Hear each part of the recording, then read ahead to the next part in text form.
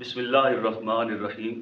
معزز ناظرین، ایک دفعہ ایک شخص نبی مکرم رحمت للعالمین خاتم النبیین صلی اللہ علیہ وآلہ وسلم آپ کی بارگاہ اقدس میں حاضر ہوا اور اس نے آ کر عرض کی کہ یا رسول اللہ صلی اللہ علیہ وسلم، الدنیا ادبرت عنی، دنیا مجھ سے روٹ گئی ہے، دنیا نے مجھ سے منہ پھیر لیا ہے۔ اس کا مطلب ہے کہ میں کنگال ہو گیا ہوں، میرے حالات خراب ہیں، میں معاشی طور پر تنگ دست ہوں۔ تو اللہ کے نبی رحمت للعالمین سید کائنات صلی اللہ علیہ وآلہ وسلم نے ارشاد فرمایا، اے خدا کے بندے، کیا تو فرشتوں کی نماز اور مخلوق خدا کی جو تسبیح ہے جس کی وجہ سے انہیں رزق دیا جاتا ہے، اس تسبیح سے غافل ہو گیا ہے؟ پھر حضور علیہ الصلوۃ والسلام نے اس شخص کو ارشاد فرمایا کہ جب صبح صادق طلوع ہو تو اس وقت تو نے 100 مرتبہ یہ کلمات پڑھ لینے ہیں۔ کون سے کلمات ہیں؟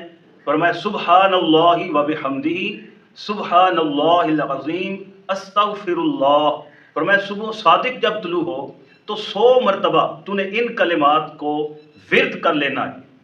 نبی کریم علیہ الصلوۃ والسلام نے اسے یہ وظیفہ عطا فرما کے ارشاد فرمایا، تأتیک الدنیا صاغرہ، یہ وظیفہ حرز جان بنا لو تو انشاءاللہ دنیا تمہارے پاس سر کے بل چل کر آئے گی، یعنی اللہ تجھے مالا مال کر دے گا، تیری تنگ دستی ختم ہو جائے گی، تیرا فقر ختم ہو جائے گا۔